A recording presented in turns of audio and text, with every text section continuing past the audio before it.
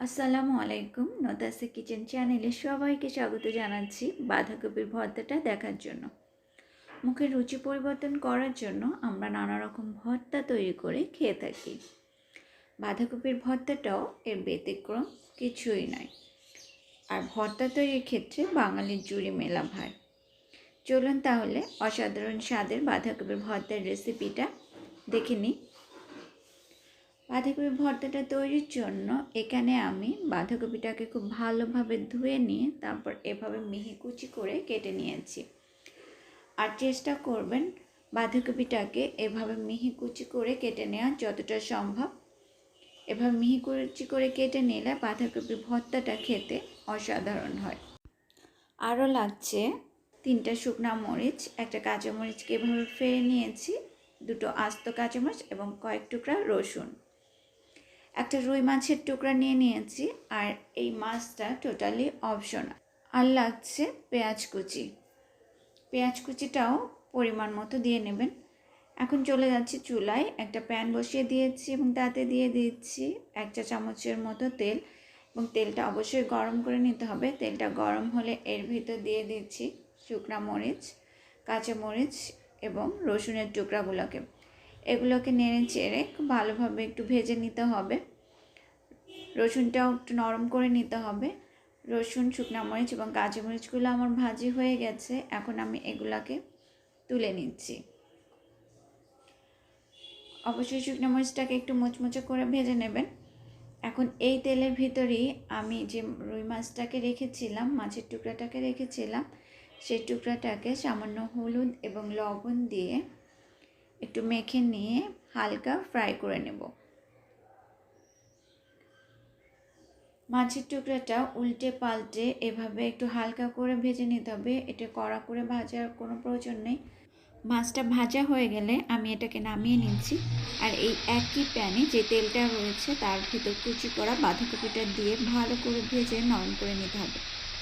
তার সাথে সামান্য লবণ আর 1 চিমটি হলুদ দিয়ে দিতে হবে। হলুদটা অপশনাল, চাইলে বাঁধাকপিটা তেল ছাড়াই পানি বা এমনি ভাপিয়ে সিদ্ধ করে নেওয়া যেত, কিন্তু আমার কাছে মনে হয় এভাবে তেল দিয়ে ভেজে সিদ্ধ করলেই ভর্তার টেস্টটা বেশি ভালো হয়।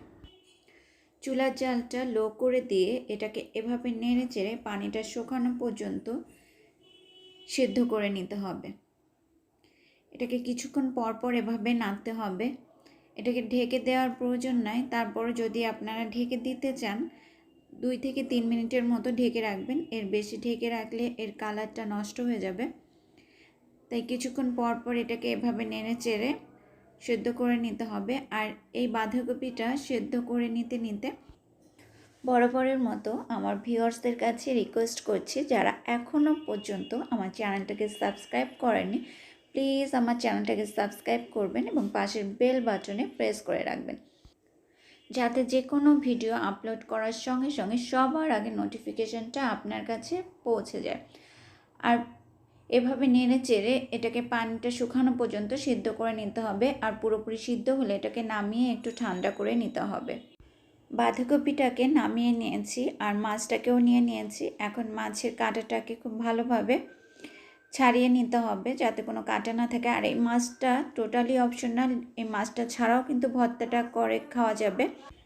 এদিকে মরিচের বোটাগুলো ফেলে সামান্য একটু লবণ দিয়ে খুব ভালোভাবে মরিচ এবং রসুনগুলোকে চটকে নিতে হবে। রসুনটাকে খুব ভালোভাবে চটকে নিতে হবে। আর পেঁয়াজ, রসুন, মরিচ সব কিছুই নিজের স্বাদ মতো ব্যবহার করতে হবে। সামান্য কিছু পেঁয়াজ দিয়ে আর তার সঙ্গে আরও একটু লবণ দিয়ে নিচ্ছি, দিয়ে খুব ভালোভাবে চটকে নিতে হবে।